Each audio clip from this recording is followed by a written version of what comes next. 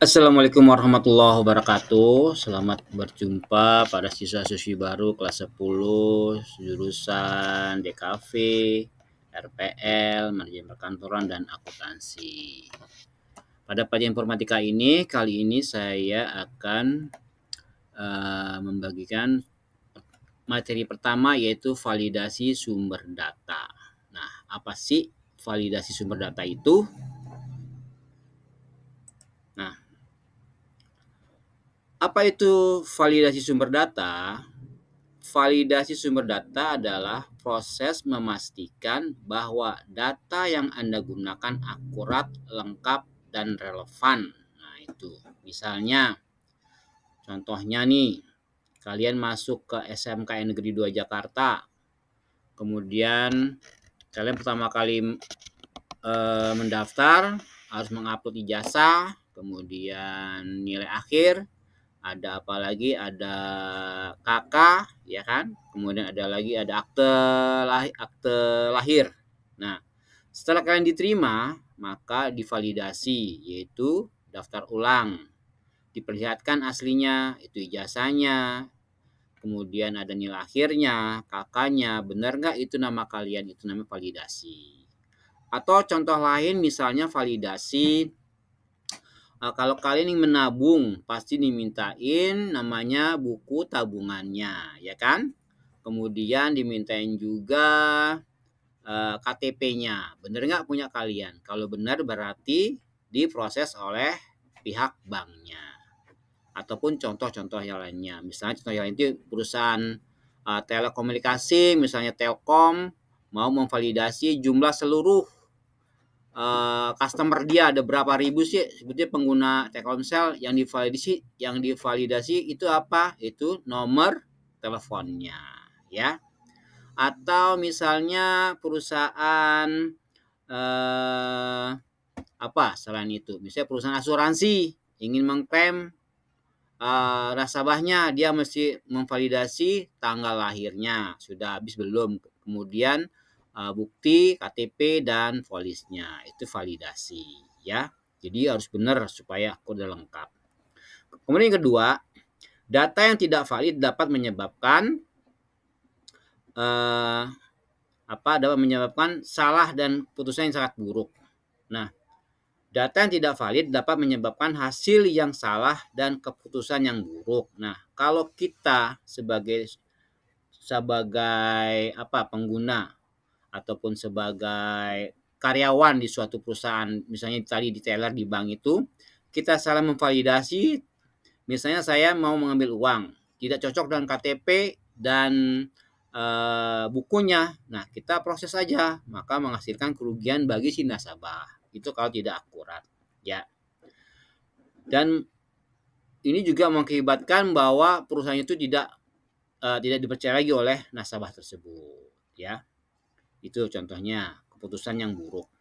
Berikutnya, ada banyak metode berbeda yang dapat digunakan untuk memvalidasi data, termasuk memeriksa data secara manual. Tadi contohnya tuh, manual, kamu datang kemari, kamu diterima di SMA kedua, diperlihatkan ijazah, kemudian diperlihatkan lagi akte, kemudian nilai akhirnya.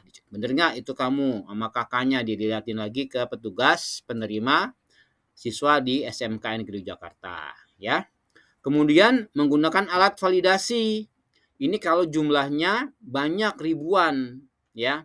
Menggunakan software tertentu, misalnya perusahaan telekomunikasi, dia mau mengetahui berapa sih jumlah seluruh pengguna telekomunikasi itu pakai software. Nah, kalian boleh mencari software apa yang digunakan untuk telekomunikasi. Atau akuntansi mau memvalidasi menggunakan datanya begitu ribu, menggunakan bisa Microsoft Excel, ya kan? Atau kita mau membuat surat banyak menggunakan validasi, menggunakan Microsoft Word juga bisa untuk surat menyurat, ya, memvalidasinya seperti itu. Contoh-contohnya kalau programming itu, kalau kita ngisi-ngisi online itu kan, ngisi Monkey, suruh bikin survei-survei, itu memerlukan validasi juga, ya, pakai software kalau banyak. ya kan? Kira-kira seperti itu. Kemudian membandingkan data dengan sumber lain. Jadi kita membandingkan sumber data ini dengan sumber lain kira-kira cocok apa enggak. Kalau misalnya kita sebagai mendata memvalidasi suatu data di suatu perusahaan, kita harus mencocokkan dari sumber yang lain juga. Jadi nggak cuma satu doang. Agar yang kita dapat itu bisa mengambil keputusan yang tepat dan sasarannya tidak meleset dan tidak merugikan dari yang kita memvalidasikan itu. Ya, itu kira-kira apa validasi sumber data itu ya. Selanjutnya, mengapa validasi sumber data penting? Nah, data yang tidak valid dapat menyebabkan banyak masalah ya. Termasuk satu, keputusannya yang buruk karena datanya tidak benar, main asal-asalan, ia main terima-terima aja, tidak divalidasi dengan benar, maka pihak perusahaan akan mengambil kerugian yang sangat besar banget. Ya.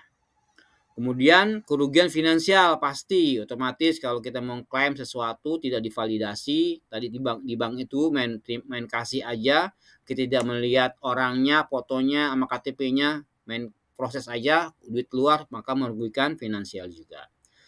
Kemudian reputasi yang rusak, pelanggaran kepatuhan. Ini otomatis kalau kita mengambil keputusan mengasih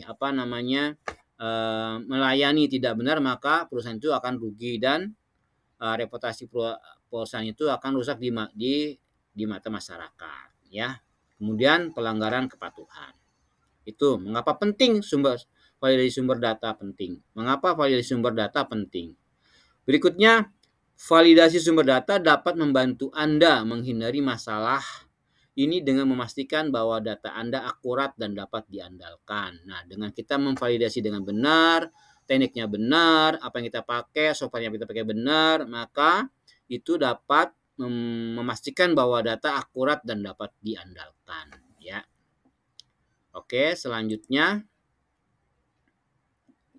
Metode validasi sumber data. Metodenya gimana nih? Ya. Ada banyak metode berbeda yang dapat digunakan untuk memvalidasi data. Beberapa metode yang paling umum meliputi yang pertama, pemeriksaan data manual. Tadi di Play 11 itu kalau datanya kecil ya. Ini melibatkan pemeriksaan data secara manual untuk kesalahan. Ini adalah metode yang memakan waktu tetapi dapat menjadi efektif untuk data dalam jumlah yang kecil. Nah, ini untuk data yang jumlah kecil. Misalnya tadi saya kasih contoh, misalnya data kecil itu pendaftaran siswa di SMK Negeri 2 Jakarta itu memvalidasi secara manual ya. Kamu datang lagi membawa ijazah, membawa KK, membawa akte lahir, divalidasi ya. Pokoknya yang datanya kecil-kecil yang nggak sampai puluhan ribu itu bisa pakai manual. Kemudian kedua, alat validasi.